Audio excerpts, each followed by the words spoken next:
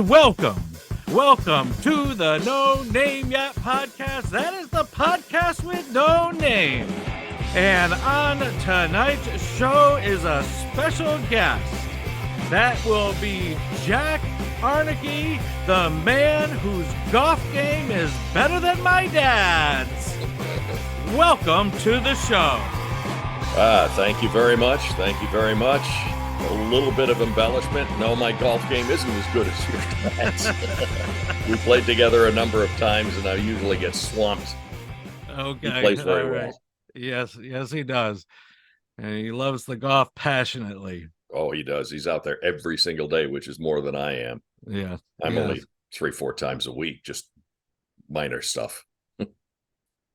So, again, thank you for coming on the show. I was mentioning to a couple of coworkers of mine that you were going to be on the show, and they asked, who is Jack Aernecke?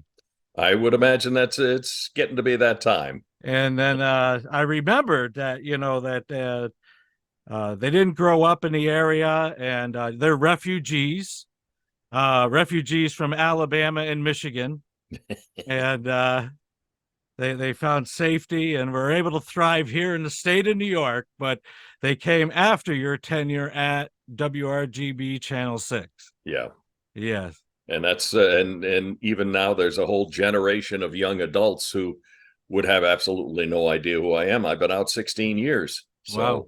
It's, the times change. People who had watched me regularly, many of them have passed on. A lot of them are, older age demographic right now. And the young kids, I'm who? Right. But that's just the way it goes. Yeah. You got your time and then it's past. Yeah. Life just keeps going on no matter what we do. Right. And, I'm in the field of chaplaincy, and that those that embrace the cycle of life do well in later years, and those that don't do so well in later years. But I have very good memories of when you were on Channel 6, and coming from the point of view of somebody who trained in theater, especially in Shakespeare. We were focusing on our voice. When I graduated college, unfortunately, I didn't pursue that field as aggressively as I needed to. But I really respect the vocal work that you've done over the years. And my question is, did the voice come before the desire to broadcast, or did the desire to broadcast come before the voice? The former. It was okay. It's always been there. Don't know where it came from. My father was a tenor. My mother had probably a little bit of a deeper voice for a woman, but not significant. And I don't know where mine came from, but it just sort of developed as the teenage years passed, and it was just there. And really, the voice was there, but the desire to broadcast or desire even to get into a broadcasting career was after a couple of bumps and fits and starts going in other directions. So it's it was definitely not on my radar as I was growing up. Okay. All right. And you went to Bishop Gibbons, a Catholic school in Schenectady? Right. I was a classmate of your dad's. Okay. And he was in the shows. Were you in the shows? I was in a couple of the shows too. I have wonderful, wonderful memories of one of the highlights of the, as we called them, the musicals. We had a guy, Carmen Scarlatta back then, who would kind of audition a bunch of people and then kind of create a show around what their particular talents were. And your father has a tremendous ability to make people laugh. And he's kind of a stocky guy in high school, played football and things. And one of the great memories I have is of a ballet routine with your dad in a tutu. and We it have, was just hilarious. we have a picture of that. Yeah. And so I know that my dad, I think it was the 50th uh, high school reunion, Could be. came back just very uplifted, and reflected back at that time at Bishop Gibbons uh, just very favorably. And would you say that your experience there brings back memories like that? And Yes, it does. Your father had an ability to mix better than I did. I was kind of a shy kid. There was a lot of stuff that I couldn't become involved with at school because I lived a long way away. He was just a local kid who took the bus to Gibbons. I grew up and at the time was living on a chicken farm in Central Bridge, about 30 miles away, oh wow, commuting in and out, and I had to catch a ride with somebody who worked at the time at Alco, and because of when he was going home, I just had to be available. But I have very good memories. I'm still a strong supporter of the school to this day, and there was one interaction, and I think it was in a theology class with one of the brothers at the time. And in about a 2-minute exchange in class, he kind of gave me the moral blueprint to follow for my life, and I've used that almost every day since then. So okay. that to me, just that moment Mm-hmm. made the time at Gibbons worth all the effort and all the work that I put in. It was really, that was the most important lesson that I learned there. Oh, and I'm going to say amen to that. That's Yeah. just great to hear. Mhm.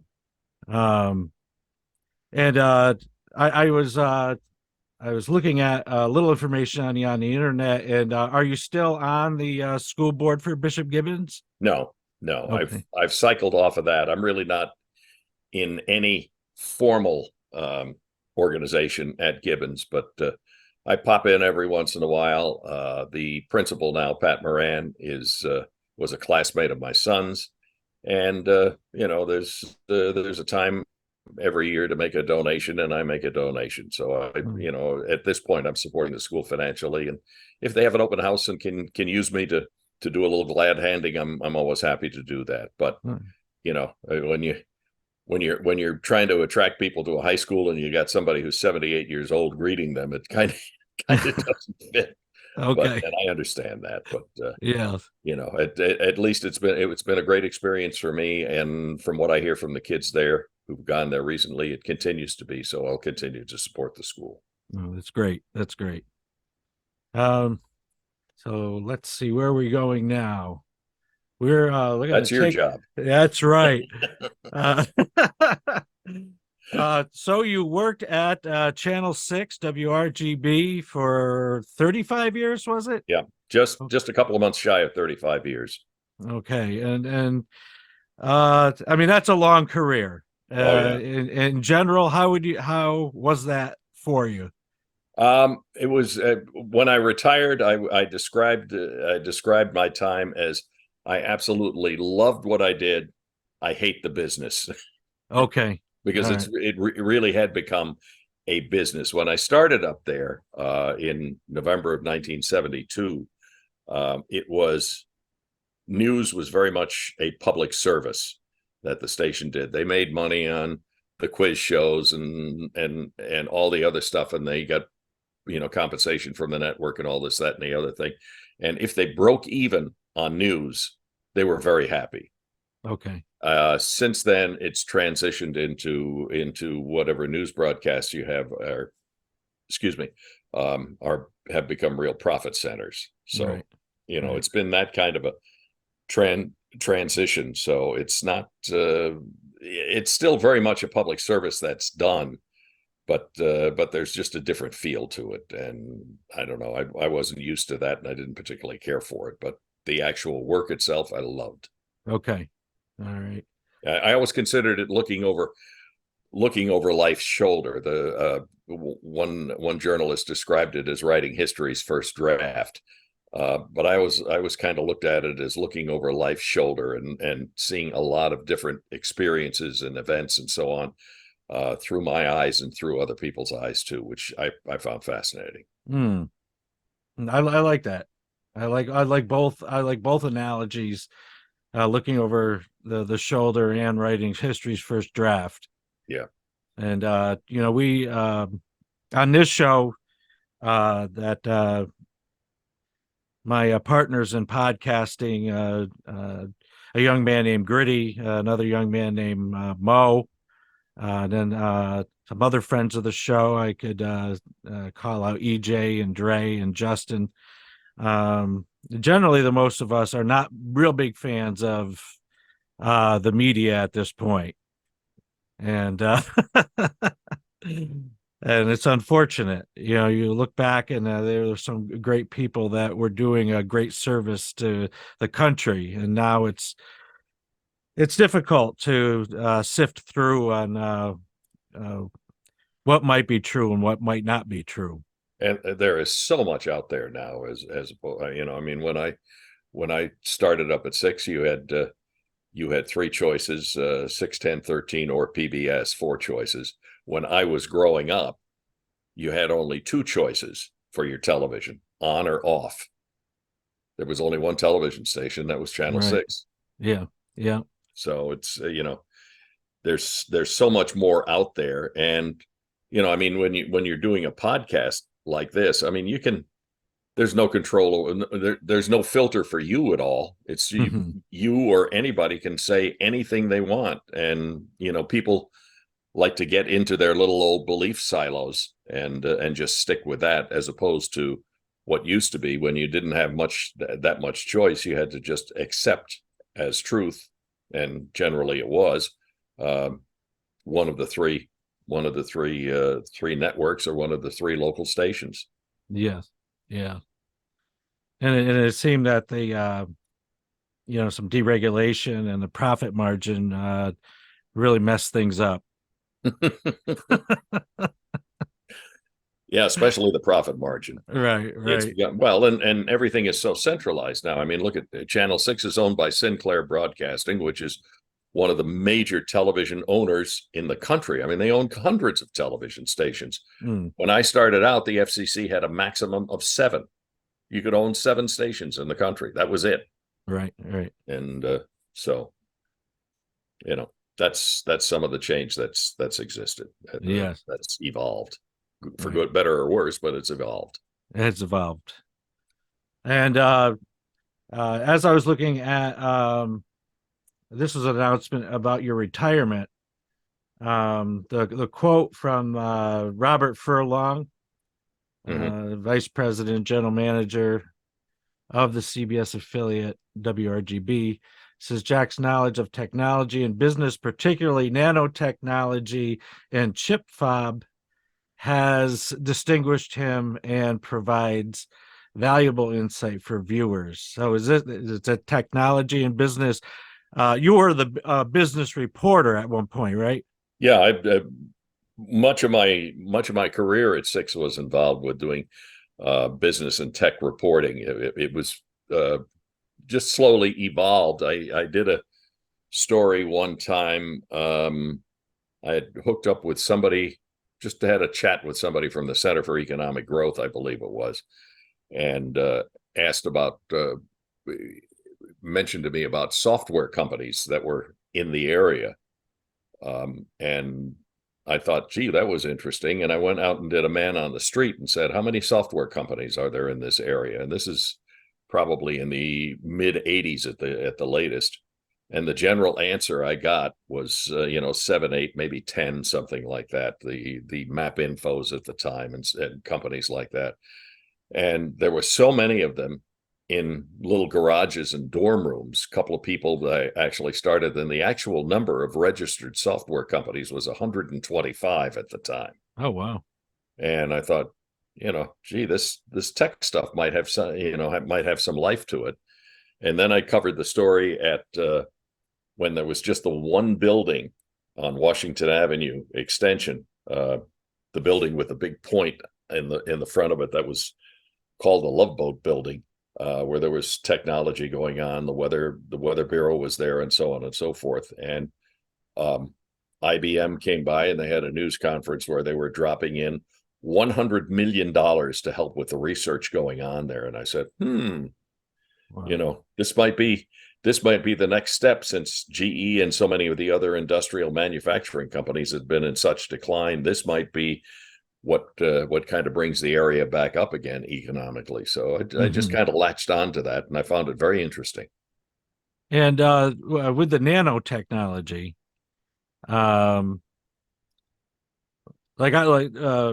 when you get off of exit 24, there's that big nanotechnology building, and I always kind of scratch my head going, what kind of things are going on in there?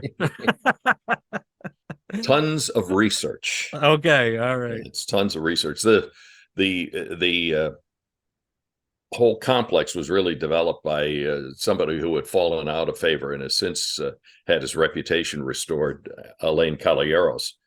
And his idea was to have a partnership among the state and private businesses to develop and kind of create a hub where people can share ideas and so on and so forth. And that ended up being pretty successful. And he attracted a ton of companies who were developing software, who were developing new techniques. At one time, when I was there was this large machine, probably about the size of the front cab of a tractor trailer, big truck size. And that was the start of extreme ultraviolet lithography, basically making the circuits on chips even smaller. Oh, wow. At the time. And that was one of two of those devices in the world. And one of them was in Albany. The other one was, I think, Sweden or someplace over in Europe. But that's the kind of cutting edge technology that was going on there. And of course, you had RPI across the river, who was doing stuff even more advanced, and stuff that was pre-patent, and really things that a lot of them couldn't talk about because they were afraid it was going to be stolen. Oh, wow. So it was, it was just to me, a fascinating time watching a lot of that stuff develop. Mm-hmm. Oh, and then, part of that time I was living in Washington State. But coming back, sometimes you don't even know what's going on in your own quote unquote neighborhood. Yeah.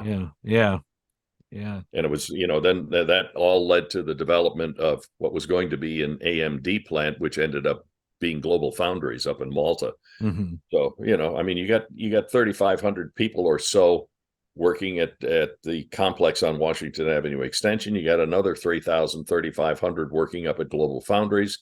They're talking about building another chip fab, a computer chip manufacturing plant that'll probably have about the same number of people. So, you're almost recreating what had been a GE plant. Yes. And did you still follow technology now? I do, to some extent. I like to stay a little bit involved with it. A lot of the players have changed, and as you said, some of your people say, "Who the hell is Jack Aernecke?" Well, a lot of them are saying, "Who the hell are you too?" Yeah. And I MC a couple of chamber events, but it's a whole bunch of young people doing some great stuff, who have absolutely no idea who I am or what I did. Right. So, it's evolving, but I try and stay to some extent in touch. I try and keep an eye on things, and, I follow a couple of companies and so on online and so on. So, to that extent, yeah, I had an interest, I maintain an interest, and I like to see some of the stuff that's being developed. And anything standing out as exciting? Exciting or scary? Artificial intelligence. Sure. Yeah. And I remember even before I retired, RPI had a person who was heading a small department devoted to artificial intelligence and its uses and so on. So a lot, even though it seems to be hitting the consciousness of society now, there was work going on before I retired 15, 20 years ago. So it's, that's going to have a remarkable effect on how we do things, and just the speed of stuff that goes along. I mean, when I retired, I had a flip phone. Okay. All right. Now I've got an old iPhone that's probably 4 or 5 generations old, but still works for me. So Yeah, yeah. It's just the speed of stuff developing is remarkable to me. It is remarkable. And my biggest complaint about the cell phone, I have an iPhone too, um, is it makes you much, much too productive. Too productive. Yes, I mean you can do things on the phone that you would normally have to wait to either get home or to do or get True. to the office to do. And then you got folks asking if you could send this or do that, and it's like, Mhm. of course I can. I've got Yeah. this. I've got this major computer that I can hold in my hand. And therefore I can be bothered anytime I want to be bothered, Yeah. or I need to bother you. Yeah. And then there's folks like Gritty and Mo that have grown up with this technology saying, Pastor, you don't have to answer the phone. Yeah. That's right. I know. That's right. Yeah, I but if forgot you about that. yeah, but even the end of your generation, and certainly the big all of mine, the phone rang, you answered it. You answered it. Yes. And we had no idea who was on the other end. Right, right. This may make you laugh. I recently heard somebody talking about their daughter, and their daughter said, we, my family was talking, and that, we all have got our own cell phones, and that, sometimes people just want to check in with the family. And wouldn't it be great if they invented like this phone that was attached to the wall that anybody could pick up and answer, because it would just be like the phone for the house instead of calling each of us individually. And he said he looked at her and said, yeah, that would be a great invention.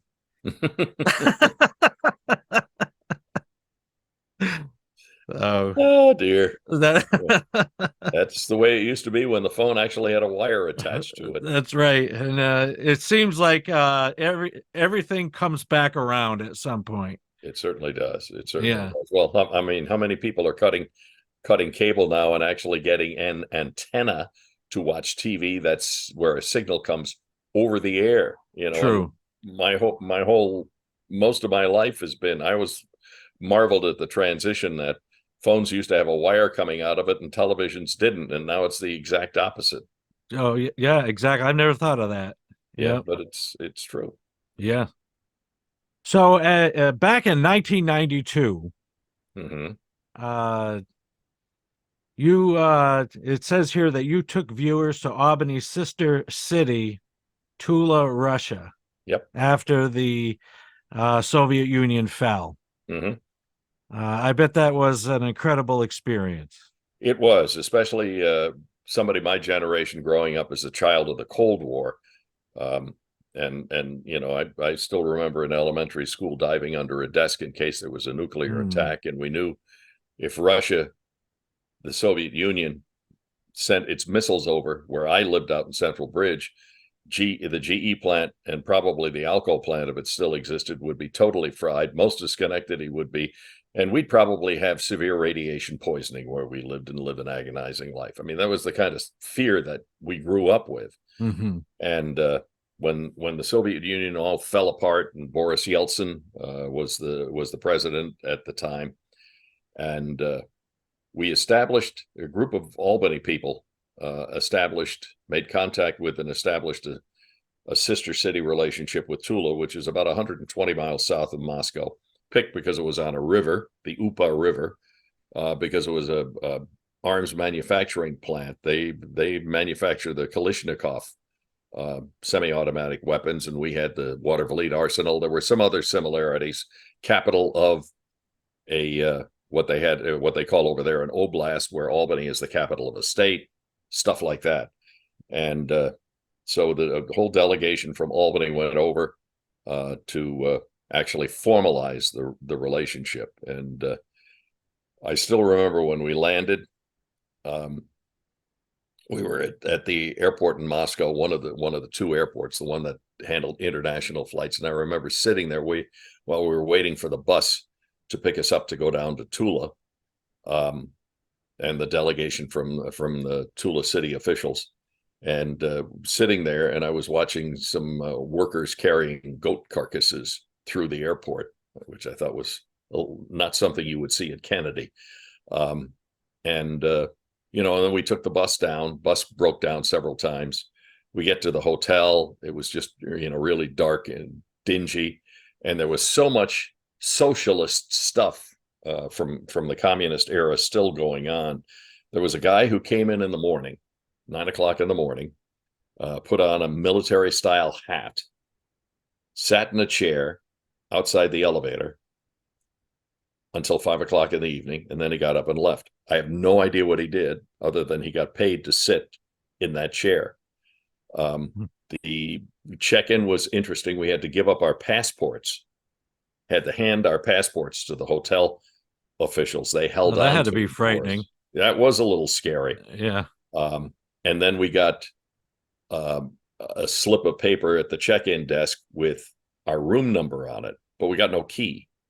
We had to go upstairs to the floor, and each floor had an individual key lady.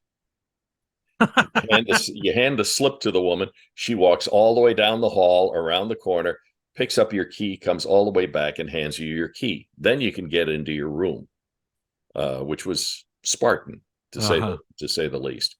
Let's see, other impressions.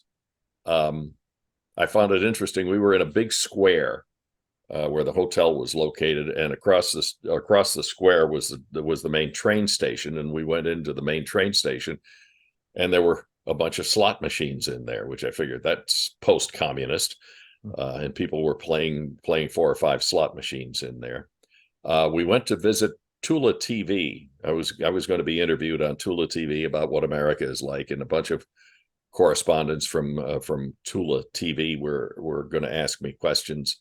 And I asked a little bit about how their operation worked and so on and so forth. But when we first got there, somebody finally explained this to me. When we first got there, in the middle of the day, the station was off the air, and they were having an employee meeting. The employees were gathered at a meeting, and the general manager had done something that had ticked off the employees, and they were having a meeting to decide whether they wanted that guy to stay around or if they should get rid of him.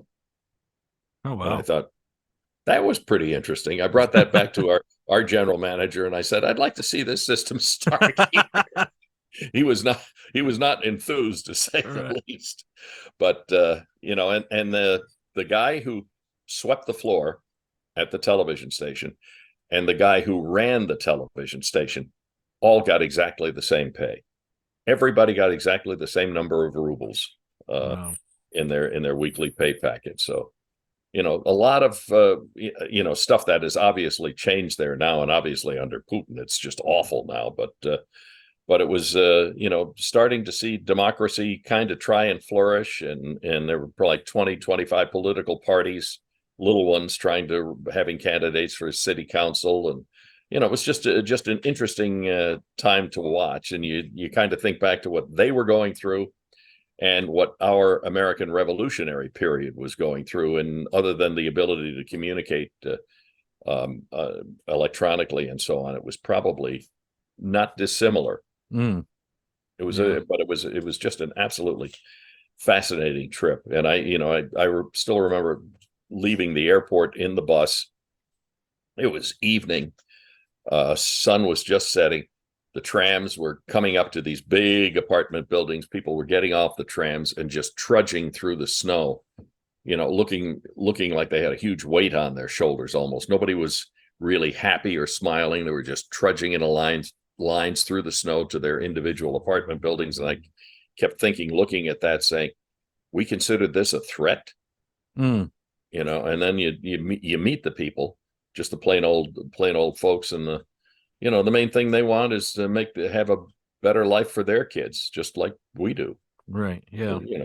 We're all basically the same. The governments may be different, but as far as people go, we're all pretty much the same. Yeah. Yeah. It's easy to become cynical about other people, but I think when you actually talk to people face to face, that people basically want the same thing. Yep. They A good want to, meal, a good home, and a better world for their kids. right. Yep. That's pretty much it. Yeah. So, well, that's you were over there at a pivotal time of history. Yeah, Yeah. it was interesting. That was also the time Saddam Hussein and the Iraq War and stuff like that. All of that was heating up. I don't remember if there was an invasion or anything like that, but there were a lot of folks who came up from down that area, bringing fresh fruit, oranges and stuff like that, because we were there in March, so it was winter time. Hmm. Would come up and sell on street corners and so on. And I remember the newspaper reporter who was with the trip. There was me, there was Dick Beach for WGY, and there was a guy from the Times Union who went along on the trip. And he and his interpreter went to the hotel bar one night, and they were just having a drink.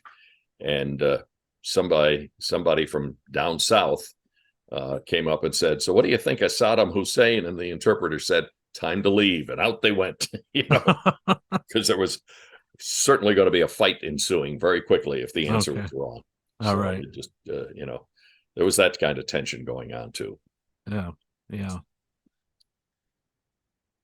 Yeah, I don't think I've ever experienced something quite like that, but that brought to memory a friend of mine and I used to go to Quebec the same time every year. Mm-hmm. And during the referendum on secession, um, we were instructed to say that we did not have an opinion. Yes. And that was a wise decision. Right, right. No sense in inserting ourselves into their business. Yep, absolutely. Yes, right. So, now I'm presenting this question on behalf of my sister, um, who has had a great fascination with the local news stations, and actually wrote a letter about one of the reporters from Channel 13 as to why she was always reporting in the midst of a snowstorm or rain. And I remember that they had sent you up to the Adirondacks. I think it was -10 degrees because I think a murderer had escaped up into the Adirondacks. Does that ring a Oh, that bell? was, I there are a couple of things. I never went up. That was the, oh crap, what was the guy's name? I can't think of his name now, but yeah, he had committed several killings. If we're both thinking of the same thing, I was working WGY. I was working radio at the time, so I didn't go up to the Adirondacks then. But Okay. I did go up at another time when it was cold as hell, and there had been a major ice storm up there, Okay. and electricity was cut off for days. Dairy farmers were in a position where they tried to, I mean, you got a guy who's got 400 or 500 head of cattle, and suddenly he's got to milk them by hand, and cows were dying because they just couldn't get milked fast enough. Okay. That kind of stuff. It was just an awful time. The electricity was out. People were cold and freezing, and it was, yeah. I was up there with a big parka and with a fur hat. It was and doing several stories for a few days up there. Yeah. So I guess I'm conflating two things that weren't associated, but I remember that your face was quite red. Yeah, it was a windy, cold time, I'll tell you. So why do we need the benefit of reporters being outside during horrible weather? Good question. And one I really don't have an answer for. It's just you like to have, I guess, a reporter out actually witnessing something, so they if you say the weather is horrible from inside a warm studio, Uh-huh. that's one thing. And if you're actually out there, especially in a visual medium, I guess you can, it becomes more understandable as to what the situations are. I remember that on that particular trip, there were stations from all over the country who actually wanted to get a quick little live feed from us, other CBS affiliates, to get a live feed from us about how bad the situation was, because it had become a national story. Okay. And I remember that they hooked me up with a station in Tampa, and I was doing a feed for a station in Tampa, and they were actually having two simultaneous live shots, me and some guy on a beach at Tampa, about the warm weather they were having. And the guy started introducing the other reporter who was on the beach, and I said, "Wait a minute." I said, "You're having me up here freezing, and you're talking to a guy on a beach roasting? Beach. What kind of torture are you putting me through?" So, but it's I guess it's just for the visual impact of it, and to show what a situation really is like. Either you got the reporter standing out there, or you got some poor videographer who's got to go out and take pictures of it and bring it back. But if you're a visual medium, you gotta kind of show what's there. Mm-hmm. I still remember I don't know whether you recall, if you're old enough to recall, Howard Tupper. He was the weather guy on WGY. Started in the late 30s, and he was still doing weathercasts when I started there in 1972 on television.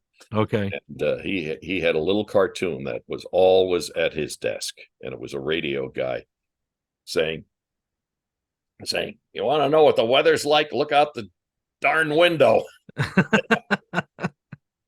Right.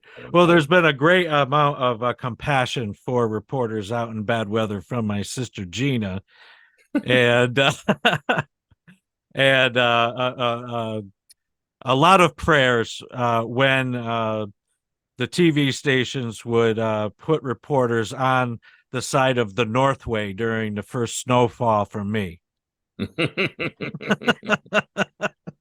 Well, it may be a pain in the neck to do from the reporter's point of view, but that's kind of what you sign on for when you're doing stuff. It's just, that's going to happen, so you just live with it. Right. Like having to mow the lawn, you just got to live with it. Yeah. And so what are you doing now? I do a little bit of public service stuff. I still do some voiceovers and narrations. I've got a little studio in the house, and if I don't push it hard, but if a job comes in, I'll do it.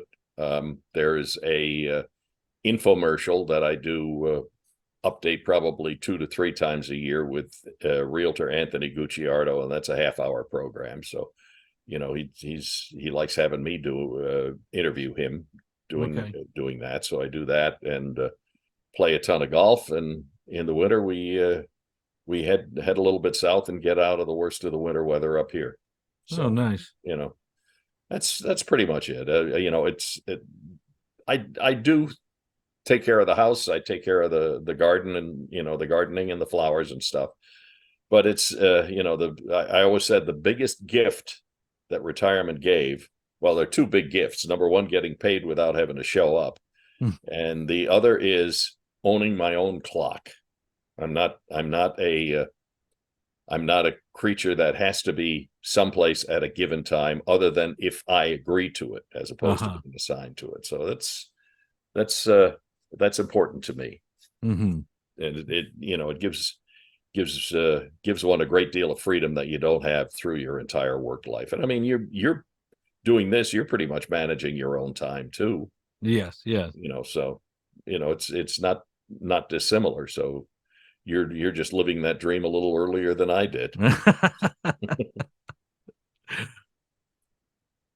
So if somebody was interested in hiring your voice, you do have a website, which is jackvoicetalent.com. Yeah, www.jacksvoicetalent.com. Yeah. Okay. Oh, it's jacksvoicetalent.com. And that you have it hasn't been updated in years, but I'm still doing stuff. So. Okay. All right. Well, the stuff you have up there, especially that welcome message, your voice comes through so well. Good. And it's a simple site, and you can go right to what you would be hiring for your business, or for whatever that you would want uh, Jack's great voice to narrate. Thank you for the plug. I appreciate that. Yes, yes. And I guess I'd only have one last thing. Okay. And so I mentioned at the before we started that there's a young man. His name is Gritty, aka Thomas Christie, and he's the host of Gritty Knows Best. And I recommend his podcast tentatively for the week at heart. And but Gritty is the young man that got several of us involved in podcasting. Mm-hmm. And I just have a lot of hopes on his behalf that he really excels in that medium. And so, if you don't mind, I'm going to play a reel of some clips, and maybe you could comment on Gritty's vocal quality and potential, perhaps, in the business. Sure. All right, this is a long time in the making. About over a year ago now, we did an episode titled He Didn't Eat for 8 Years, where we talked to our buddy Zach Barber about a condition that he had that prevented him from eating solid food for a long time. He ended up beating that. We talked about that. We also got into his podcast, Rice Cakes and Pears. But today is a very special day because we're going to get an update on all of that and much more, because Zach is with us right now. If there's one thing I love in this world, it is butterscotch, which is why I was so happy to find this butterscotch scoop Snickers bar at Walmart. Been dying to try this. Let's see what's up. Yeah. This has been calling my name at 3 a.m. for like 2 days. Very sticky in your mouth. This is sticky as hell. First impression, it's aight. It's okay. I already read through basically what she said, and then everybody on Congress just kind of parroted those things and then went into detail. Somebody showed when they talked about like harmful content on TikTok, somebody showed a post on TikTok that was, I think it was like a person posted a gun. It was somebody posted a gun, and it was saying basically what they want to shoot up the congressional hearing, and they got on the TikTok CEOs about how it has been 41 days since that post has been up and why it hasn't been taken down. The interviewer of all interviewers, Gritty. Hello. I bid you welcome. I bid you welcome.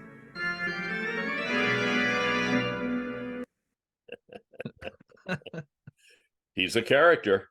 He is a character. Yeah, he's certainly got a look that's different. He's got an approach that's different. He does stuff, just from the look, from his way of thinking and talking and so on and so forth. He does stuff that makes himself stand out a little bit and is something a little different and unique. And if that catches on, he'll do just fine. I'm not really familiar with the podcast world. This is really the first podcast I've ever done with you, and I've never had really much of a desire to get into that world, but I would think, with just the unique look that he has and the style that he has, he'll succeed enough to be able to make some money at this gig. Yeah. So any last thoughts before we end the episode? Just, it's been a pleasure chatting with you and meeting you through this medium. I see where you're your father's son. You do. All right. You do share a lot of similarities with him. Okay. All right. Although I'm sure he'll be pleased to know that you're much more handsome than he is. Oh, yes. All right. But, it's been a pleasure chatting with you. I loved reminiscing about some of the stuff I used to do and some of the things I'm still involved with. So it's been fun. It's been an interesting experience. And I said, this is the first time I've ever been involved with a podcast. So be interesting to see what develops, if anything, out of this. And I Yeah. wish you good luck. I hope one of these days you actually find a name. Yeah. Oh, thank you. Thank you. I appreciate that. And I would just like to thank you and just to let you know that over the years, how much that I have appreciated your voice and your talent on the air. And like I said, I did train in theater. I mean, I did more with it than people might know, but I didn't do it directly. Mhm. And when you hear a great voice, um, it's just one of those things that I really appreciate. And I just thank you for your time and Well, coming on. thank you. That's very nice of you to say. I appreciate that. Yes.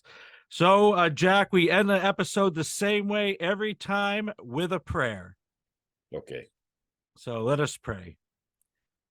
Father God, I thank you for this time with Jack Aernecke, and that God, I lift him and his wife, his family up, and that God, I ask that you just continue to make a way for him to enjoy his retirement the way he wants to enjoy it. And that, Lord, that as we look back on our lives, that he can look back and see that he has spent his life in a good way. And that, Lord, I ask that you continue to allow him to enjoy his life. And that, Lord, I ask that you consider his wants and desires and pray that they match up with your will. So we ask a blessing on all the watchers and the listeners. In Jesus' name, amen. Amen. Peace to everyone. Amen. Good night. Good night.